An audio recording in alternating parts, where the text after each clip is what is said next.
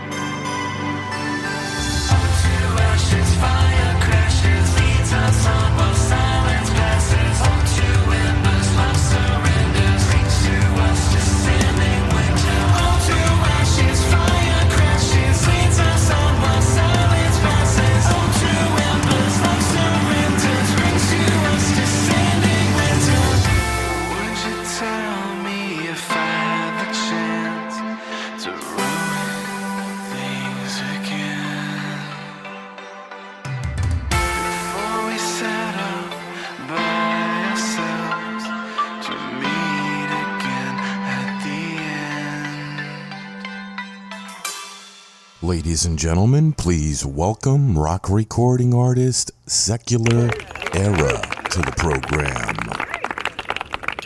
How you doing, Dylan? I'm good. How are you doing? Pretty good. Where are you calling from today? We're from Kirksville, Missouri right now. Oh, at the nice. studio we used to record from. Very cool. What's the weather like there? Pretty hot. Yeah, same here. I'm in North Myrtle Beach, South Carolina. Oh, that sounds a lot nicer in here at least. So what are you guys up to today? You guys recording some stuff or? Well, we're going to practice some cover songs, and we're also going through, we've got like 4 or 5 songs that we're recording right now that we're working on, and we're trying to finish a few things on them before we send them off. Awesome. Well, tell me about the band. When did you guys form and who were the players? You guys want to introduce yourselves? Are you first? You're first. Sure. I'm Mike. I do vocals, synthesizers, and production and whatnot. I'm Zach, and I play guitar of multiple type. I'm Mark, and I hit things with sticks. Nice. Yeah. And then I'm Dylan, and I just play guitar, and I do some backing vocals as well. Awesome. Now, I believe every band or artist is influenced by someone. Who are some of your influences? Well, we each all have a different amount of influences, really. We all come from different little subsections. Mm-hmm. Like, I probably came from punk rock or pop punk more and like emo stuff. And then what would you say you're more influenced by? I'm mostly influenced by early emo material, as well as like him, His Infernal Majesty, anything Glenn Danzig ever did, Nine Inch Nails, stuff like that. I'd probably say mine's more around hard rock, some thrash metal, a little bit of blues, Mm-hmm. Ozzy, Metallica. Yeah. Pretty much everything. I try to add a lot of different kind of stuff. Mark is really into like old school gospel music. Wow. I do really like gospel music, actually. It's really fun to play. It is. Funk, jazz, but also, heavier stuff. The name Secular Era, where did that derive from? So that essentially came from, I went to Catholic school for a couple years, for Mhm. 7th and 8th grade. And it was kind of just an observation I had going into public high school. Everything was very, different, very secular. Gotcha. It wasn't as closed off, and a lot more, you could have a lot more diverse opinions going into the public school system. Very cool. Now, your latest album, Under the New Moon, can you guys talk about that a little bit? Yeah, so Under the New Moon, I wrote pretty much the whole thing when we were all under the whole lockdown pandemic deal that went on. Mm-hmm. And I wanted it to be, I probably had 2.5 albums worth of material for that. And I cut a lot of it out. I wanted the album to be more, a lot more hopeful than the last one. Give everybody something to cling on to for a bit of hope. It's a lot more different from what we have done before. It's a lot of synthwave elements and electronic elements in that. We did a whole ballad for that one, Ode to Ashes. That was pretty cool. Mm-hmm. So in general, it was a lot lighter, a lot more pop rock than our last release. Mm-hmm. You have several releases, right? Yeah, we had a EP come out in 2017, our first full length in 2019, and then the last record. And then we had our first release was Love and Venom in 2015, but we don't talk about that one. Yeah. That was the time. Most of us were still in high school. Oh, okay. Yeah, it was really like a rough demo, kind of just an experiment, more or less. Cutting your teeth, right? Yeah. Yeah, that was like Misfits meets Green Day with really bad recording.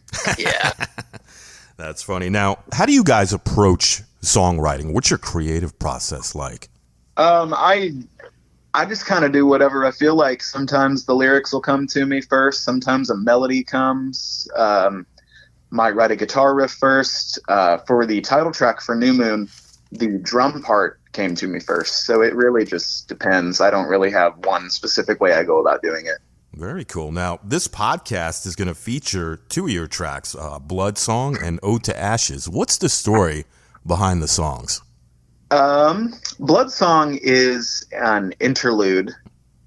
It was kind of derived from A Quick Little Flight by Armor for Sleep. I really liked what they did there. It was kind of like, it wasn't really an interlude, but I liked how it was very kind of led things into a different direction for the record, and I wanted to do something similar to that. And lyrically, I just made it to where it's about the thought of losing someone to death. Mm-hmm. Essentially, it's very, very uplifting, but it's essentially like knowing that someone's about to, die, and your last conversations and hopes for them and whatnot.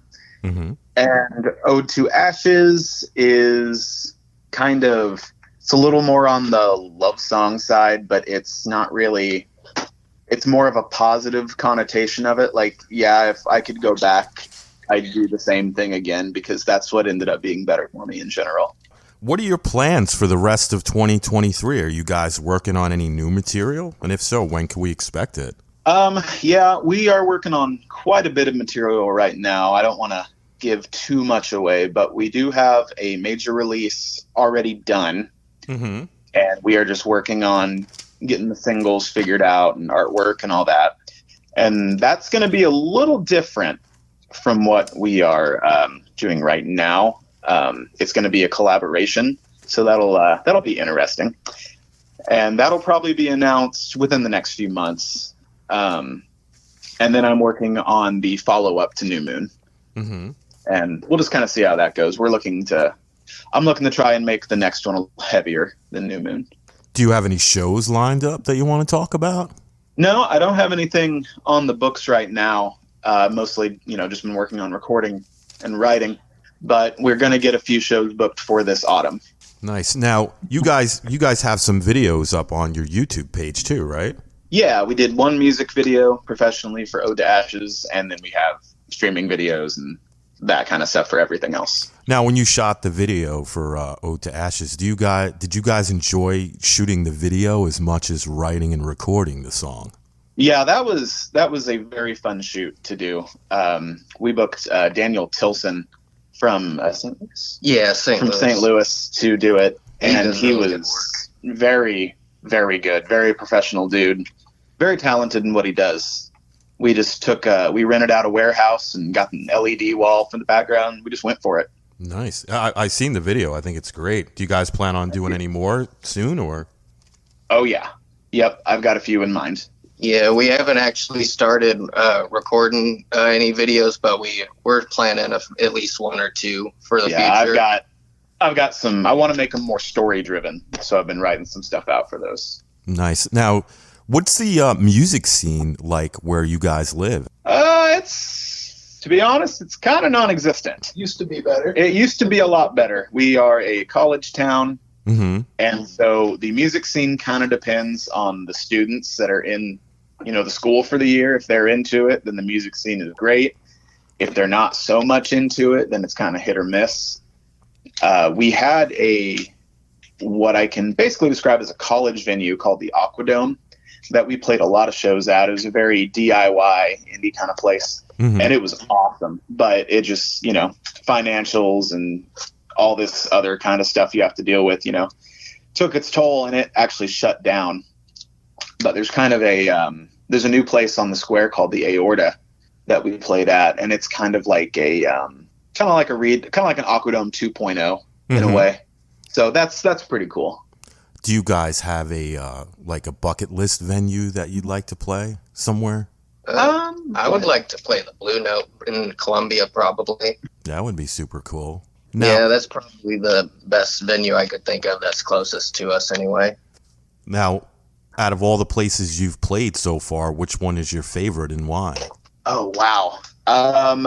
I think the Aquadome Rip is always going to be our favorite for sure. I really liked, we played a few shows at this place called Leisure World here in town, and I really liked the setup there. It's more of a, like a bar kind of deal, but it was really cool. Yeah, it's more intimate there. Yeah, I would probably say the most fun venue would be the Aquadome, just for the people that came around and everything. But as far as the setup and live performance, I would probably say Lefty's Live in Des Moines. Oh, yeah, that one was dope. Yeah. Sometimes the smaller venues are the cooler ones, right? Yeah. Yes, it gives a lot more opportunity for wild stuff to happen. Yeah, it's more intimate, more, I don't know, just to me, I prefer a smaller venue. I'm not into big crowds anymore. Yeah, Yeah, we had a mosh pit one show at the Aquadome that reached the stage and smashed the microphone into my front teeth. Oh my God. Those are the best shows.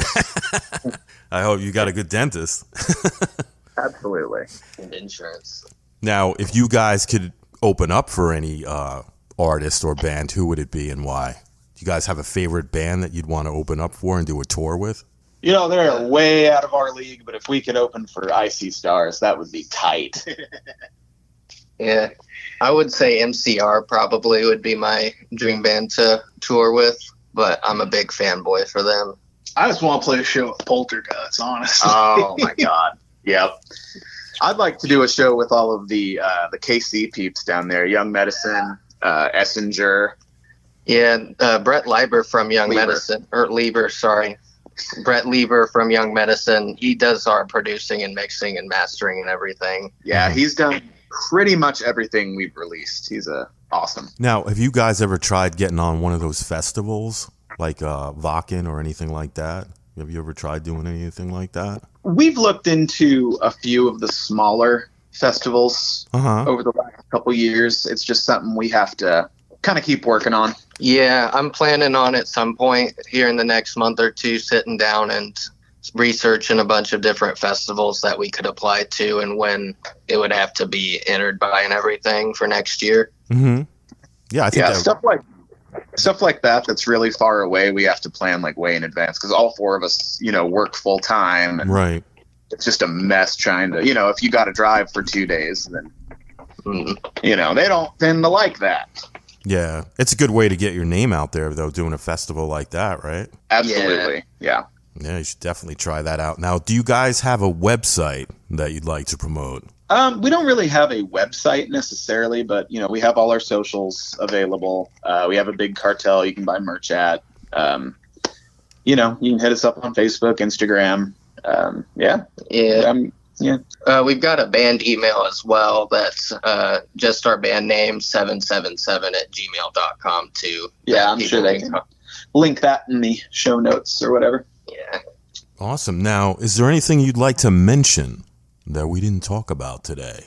I don't know. Just keep on the lookout for our new stuff coming out. Yeah, I would say keep a lookout between mid-September or October. So yeah, we definitely appreciate you having us on, man. Well, you're welcome. I appreciate you inquiring about coming on the show. Like I said, I dig the album. I think it's great, and I'm looking. Thank you. You're welcome, and I'm looking forward to hearing that new stuff when it comes out. Let's stay in touch. You guys got my email when it comes out. I'd love to have you guys back on. All right. Absolutely. Thank you. Yeah, we'd love that. Awesome. Well, you guys enjoy the rest of your Saturday, all right, and the rest of the weekend, and let's stay in touch, all right? Cool. Yeah, you too, man. Thank you much. All right, you're welcome. Take care. Bye-bye. You too.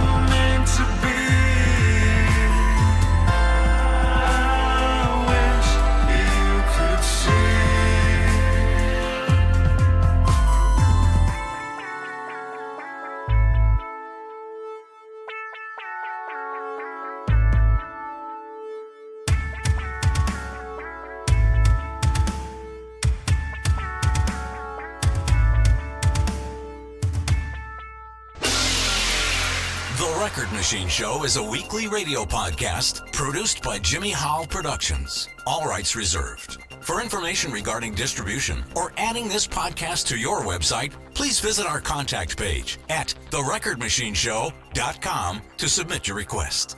Thanks for listening. See you next time on The Record Machine Show. The Record Machine Show.